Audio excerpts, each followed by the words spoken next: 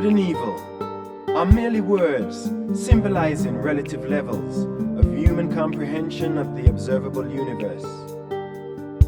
If you are ethically lazy and socially indifferent, you can take as your standard of good the current social usages. If you are spiritually indolent and morally unprogressive, you may take as your standards of good the religious practices and traditions of your contemporaries. But the soul that survives time and emerges into eternity must make a living and personal choice between good and evil, as they are determined by the true values of the spiritual standards established by the Divine Spirit, which the Father in heaven has sent to dwell within the heart of man. This indwelling spirit is the standard of personality survival. Goodness, like truth, is always relative and unfailingly evil contrasted. It is the perception of these qualities of goodness and truth that enables the evolving souls of men to make those personal decisions of choice which are essential to eternal survival. The spiritually blind individual who logically follows scientific dictation, social usage, and religious dogma stands in grave danger of sacrificing his moral freedom and losing his spiritual liberty. Such a soul is destined to become an intellectual parrot, a social automaton, and a slave to religious authority. Goodness is always growing toward new levels of the increasing liberty of moral self-realization and spiritual personality attainment, the discovery of and identification with the indwelling adjuster.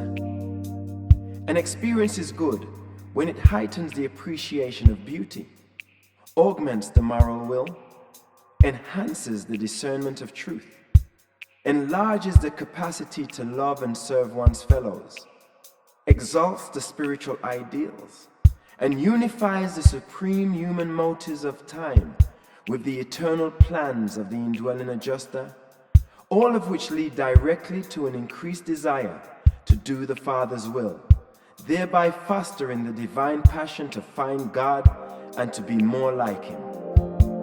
As you ascend the universe scale of creature development, you will find increasing goodness and diminishing evil in perfect accordance with your capacity for goodness experience and truth discernment. The ability to entertain error or experience evil will not be fully lost until the ascending human soul achieves final spirit levels.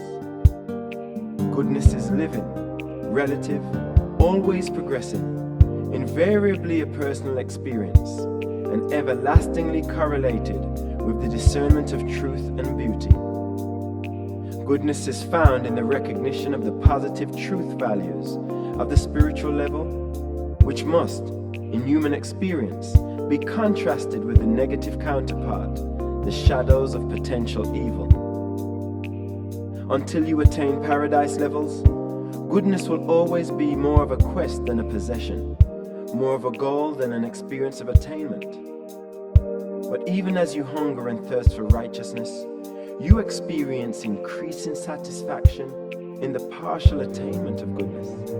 The presence of goodness and evil in the world is in itself positive proof of the existence and reality of man's moral will, the personality, which thus identifies these values and is also able to choose between them.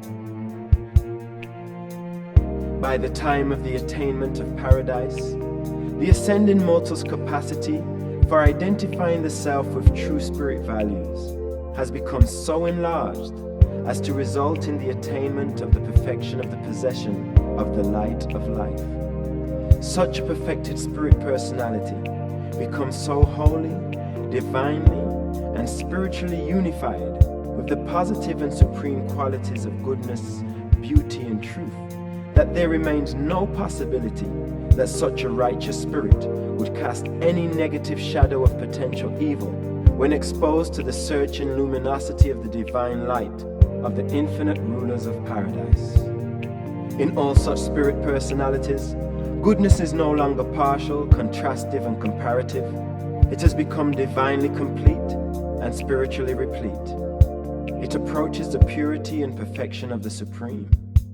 The possibility of evil is necessary to moral choosing, but not the actuality thereof. A shadow is only relatively real. Actual evil is not necessary as a personal experience. Potential evil acts equally well as a decision stimulus in the realms of moral progress and the lower levels of spiritual development. Evil becomes a reality of personal experience only when the moral mind makes evil its choice.